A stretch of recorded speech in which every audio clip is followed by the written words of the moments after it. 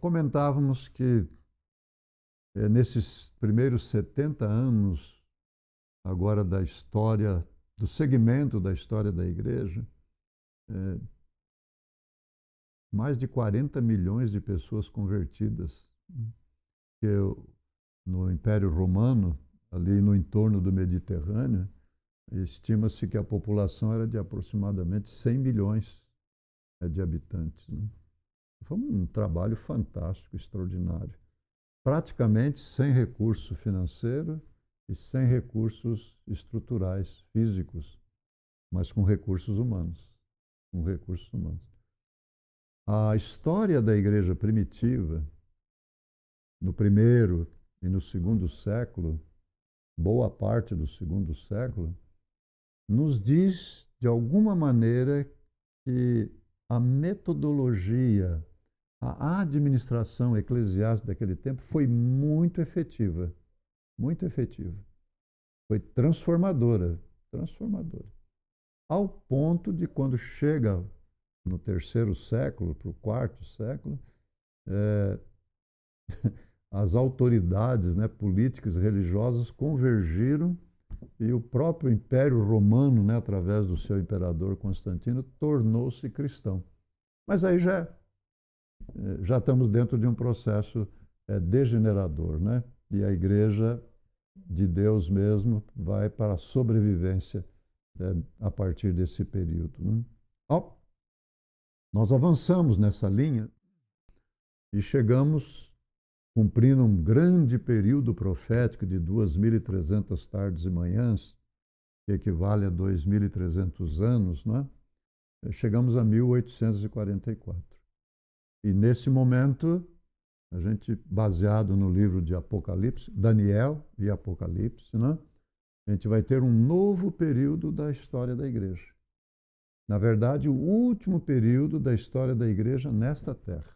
Então você vê, você tem o Éden, você tem a queda que estabelece o processo degenerador, e aí vão conviver dois processos, Um, atuando o Espírito Santo, Deus, o Criador ali, tentando manter, resgatar os filhos, preservar os filhos de Deus, proteger os filhos de Deus. E o outro, na degeneração. E este sempre levou a maior parte das pessoas. Até o ponto que chegamos ao juízo, E com Noé, o dilúvio e a construção da arca. Mas lembre-se que o objetivo da construção da arca tinha dois objetivos principais, Um deles era a proteção. Deus falou que para a proteção da família Noé devia construir. E o outro foi um método evangelístico. Aqueles 120 anos que durou o período da construção foi um método evangelístico espetacular, maravilhoso. Todos ficaram sabendo. Todos ficaram sabendo. Você imagina 10 anos, 20 anos, 30 anos, 50 anos, 80 anos construindo a arca, e o boca a boca foi levando, Foi falando, E lógico que taxaram Noé de maluco, de louco, uma coisa assim, mas ele continuou ali fazendo o trabalho, fazendo a obra. Esse foi um testemunho, um programa evangelístico de altíssimo nível, altíssima efetividade. Também tinha recursos humanos envolvidos ali. Agora chegamos nesse período pós-1844. Profeticamente, o que é que está previsto pela frente? A volta de Cristo. A volta de depois tem os 1000 anos, que vai ser as férias dos filhos de Deus, e aí o novo céu e a nova terra que está prometido para os filhos de Deus ali, e prometido pelo Criador, pela palavra do Criador. Mas voltamos a pensar aqui, pós-1844. É o tempo que nós estamos vivendo, já é 2014, praticamente 170 anos, já estamos dentro desse período. Nós estamos muito mais perto da segunda vinda do que quando Jesus deu a mensagem aqui e os apóstolos falando da segunda vinda de Cristo. Hoje nós estamos bem mais perto. Mas continua a mesma questão. Nesse momento da história, pós-1844, Deus tem também uma mensagem específica para esse tempo, como teve lá no tempo do pré-diluviano, né? Deus tem uma obra a ser feita, o Criador tem uma obra a ser feita pela igreja. E nós vamos detalhar um pouco mais isso, né? Compreendendo de como Deus administra a sua igreja, tomando como referência lá o tempo de Jesus e de Paulo, os apóstolos, e esse tempo que nós estamos vivendo e as referências do Antigo Testamento para compreender isso. Então, a história da igreja, não podemos esquecer, ela está umbilicalmente ligada ao grande conflito. A obra de Deus, né, a obra do Criador, a obra da divindade, né, na vida das pessoas, né, mas também o trabalho da serpente, do dragão, em procurar desviar as pessoas. Então, nós estamos umbilicalmente ligados ao grande conflito. É preciso ter uma boa compreensão disso, né? Então, voltamos ao ponto. Como o Criador dirige o seu povo, né? Olha esse texto que interessante. Passando em revista a nossa história e percorrendo todos os passos do nosso progresso até o momento atual, Ellen disse assim, né? Louvado seja Deus. Não é? Louvado seja Deus. Louvado pelo que tem sido executado. Não é? Mas eu me encho de admiração por Cristo e confiança nele como dirigente. Olha que coisa extraordinária. Jesus é o nosso Salvador, Jesus é o nosso Senhor, Jesus é o nosso Redentor, Jesus é o nosso advogado, Jesus é o nosso sumo sacerdote que está fazendo a intercessão final lá nas mansões celestiais. Mas nesse momento aqui, a mensageira está dizendo assim, eu me encho de admiração e de confiança nele como dirigente. Então, esse Cristo, esse Jesus, esse libertador, não é? Esse sumo sacerdote, não é? Ele é o cabeça da igreja. É o cabeça da igreja. Ele que dirige, ele que orienta. E tendo essa confiança nesse dirigente, ela declarou assim, nada temos a recear no futuro, a menos que nos esqueçamos a maneira como ele nos guiou no passado. Então, é muito importante para entender esse processo da gestão, da administração de igreja, também olhar no passado. Como foi que o Criador dirigiu, como ele guiou, não é? Então, nesse seminário aqui, ou um programa, ou curso, como nós viermos a chamar, nós vamos ver um outro aspecto do trabalho de Deus, da divindade, a nosso favor. Dele como dirigente. Cristo é o cabeça da igreja. Então a gente vai avançar nessa compreensão. Não é? Lembrando, né, ao longo de toda essa história, nós estamos agora no período pós-1844, né, dentro desse grande conflito, né, que procura dificultar a caminhada dos filhos de Deus. Mas nós temos o Criador como nosso guia e protetor. Né? Então, ao longo dessa história, né, desde o Éden até os nossos dias, o Criador tem uma forma de guiar os seus filhos e de orientar os seus filhos. Não é? Então, não é que ele pega a gente assim pela mão, no colo, né, e pega daqui e põe ali. Não é? Ele diz assim, olha, o caminho é esse aqui, ó, é dessa maneira que vai. Não é? Mas como que ele faz isso? Bom, nós vamos lá para o Apocalipse, capítulo 1 a 3, vocês se lembram lá? Ele descreve isso, é muito importante, mas muito importante mesmo a gente levar isso em conta, não é?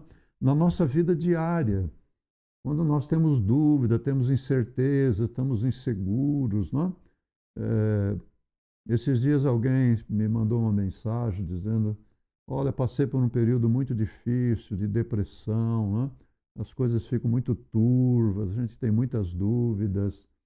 Aí eu mandei uma mensagenzinha relembrando essa querida irmã, dizendo o seguinte, olha, o sol vamos dizer assim, as nuvens cobrem o sol. A depressão nos impede de ver o sol da justiça, né? Mas ele está lá. Quando a nuvem sai, o sol está lá. Então, de que maneira Deus está a nosso favor?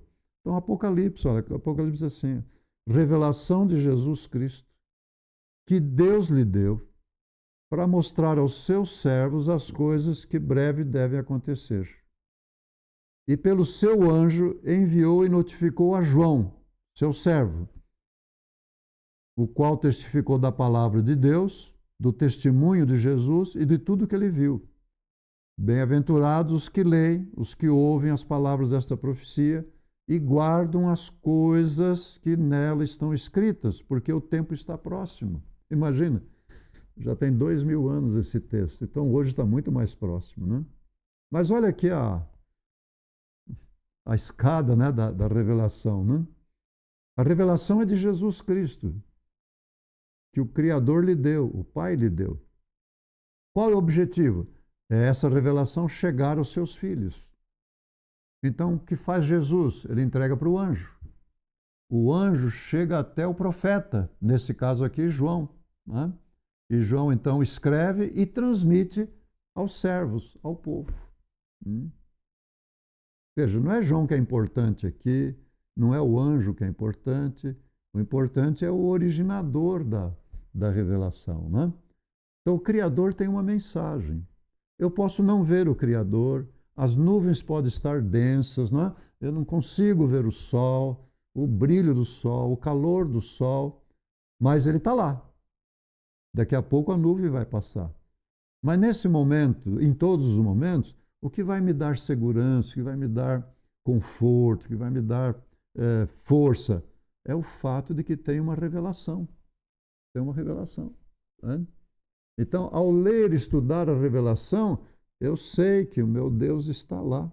Né? O sol está lá. Aqui está a palavra dele. Então, como eu vou entender Deus como dirigente, Jesus como dirigente, né? Pela palavra, estudando a palavra. Essa palavra vai me ajudar. Né? Então, toda a revelação pode me ajudar nesse caminho. Por exemplo, na igreja do Antigo Testamento, as orientações vieram e foram condensadas no que hoje é conhecido como os 5 primeiros livros do Antigo Testamento, chamado Pentateuco. Né? Moisés escreveu. E ali ele colocou detalhes muito interessantes. Né?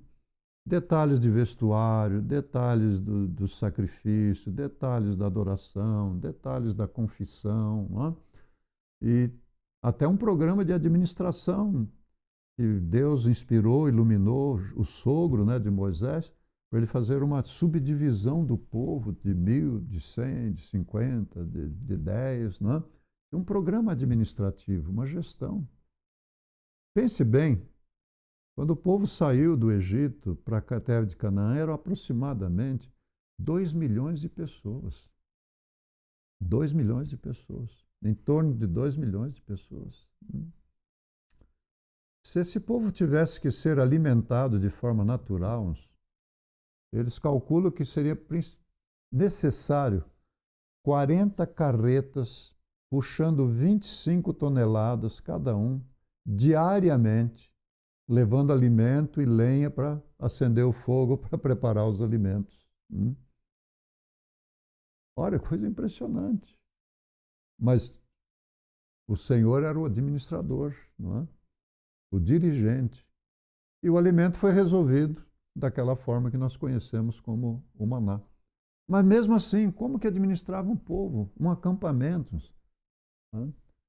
Quando eles estavam já há 38 anos de jornada no deserto, eles já tinham montado 41, parece que 41 acampamentos. Uma coisa impressionante. Isso tem que ter administração. Se não tiver administração, se não tiver gestores, se tiver co-administradores, né, vira uma confusão, uma baderna. Eram 12 tribos. Né? Mas começava pela centralidade do santuário. E as tribos fazia os seus acampamentos, né, no entorno do santuário. É a administração. Então, em Moisés, nós encontramos, além das as outras revelações, as doutrinas, né, os ensinamentos, tudo aquilo lá, você tem um programa de administração eclesiástica. Agora veio Cristo, veio Jesus. A história da igreja mudou. O sacrifício que apontava, né, aí aparece o Cordeiro. E João expressa, né? Eis o Cordeiro de Deus que tira o pecado do mundo. Né? Mudou completamente. A morte de Jesus na cruz, a sua ressurreição. A igreja agora tem uma outra. Mas os objetivos são básicos, são os mesmos. Né? Mas a forma de gerir, né, tem que se levar em conta. E parece que Paulo foi aquele que conseguiu sistematizar assim, mas de uma forma brilhante, extraordinária, né? No livro de Efésios, principalmente no capítulo 4, e nos 16 versículos que tem ali. Então, Paulo traz uma síntese de administração eclesiástica, né? Ali em Efésios capítulo 4. Então, o que nós vemos através de Paulo? Revelação. Esses que trazem a revelação direta, né, que são portadores da revelação, eles são chamados de profetas. Moisés foi um profeta. Noé foi um profeta. Né? Paulo foi apóstolo, mas era um profeta também. Né? Ele trouxe conhecimentos, instruções, não só para o dia a dia presente ali da igreja, mas também olhando para o futuro. E ele tratou desse tema de administração eclesiástica. Não é? E a outra coisa muito importante a gente levar em conta, queridos, é que Deus tem mensagens específicas para um determinado tempo da história, que vem através dos profetas. Não é? Lá no tempo de Noé, a mensagem específica, além dos valores básicos, fundamentais, era que haveria um dilúvio. E tinha uma obra a ser feita, construir uma arca. Aquela arca de 110 metros de comprimento, 14 metros de largura, uma altura de um edifício parece que um edifício de 7 andares, uma coisa impressionante, né? Tinha que ter administração, tinha que ter gestão, né? Para as coisas funcionarem e funcionarem bem, né? Então, aquela mensagem que Deus traz especificamente para um determinado tempo é chamada de verdade presente. Então, tinha uma verdade presente com Noé, tem uma verdade presente com Abraão, tem verdade presente no tempo de Daniel, tem verdade presente que é específica para uma pessoa, é específico para um momento da história do povo de Deus, tem verdade presente que é para um grupo, não é? Coisa ali, nós tem que estar atento. Quando Jesus veio, ele era a verdade. Não é? Ele diz, eu sou o caminho, a verdade e a vida. Não é? Ele era a verdade. Né? Ele representava, né, a verdade. E os apóstolos foram dar testemunho, os discípulos dar testemunho dessa verdade para aquele momento. E o que era muito verdade presente naquele tempo? Não precisa mais oferecer um sacrifício de animais. Já o Cordeiro de Deus veio e já foi sacrificado. Essa era a pregação. Né? Nem todos aceitaram, mas muitos aceitaram ao longo do tempo. Né? Então tinha uma verdade específica, como tem uma verdade presente para os nossos dias também. Não é? Os nossos dias. Não é? E aí a gente vai ver mais detalhadamente qual é a revelação que veio dos céus, não é? Pós 1844, para nos ajudar esse tempo que nós estamos vivendo. Não é? Aí voltamos de novo à história do povo de Deus, né? História do povo de Deus. Começando lá no Éden, entrada do processo degenerador que Paulo vai chamar como natureza carnal, o velho homem, lembra? E depois vem o primeiro juízo, o primeiro grande juízo, né? Tempo de Noé, e aí não é que renasce, né? Começa de novo a história da igreja. Né? Aí vem Abraão, é um recomeço da história da igreja. Aí vem Jesus, é um recomeço da história da igreja. E profeticamente, irmãos, 1844 é um recomeço da história da igreja, da mesma igreja, né? Um recomeço nesse período do grande conflito, né? Aí esse período agora é o tempo do fim, o fim do tempo do fim que antecede a volta de Jesus, as férias de 1000 anos, mas nós estamos dentro do grande conflito. Mas esse pedacinho aqui, ó, esse pedacinho aqui que é importante para nós, baseado nos princípios antigos, como é que se aplicam em nossos dias, não é? Baseado na história da igreja do passado, como que se aplica em nossos dias.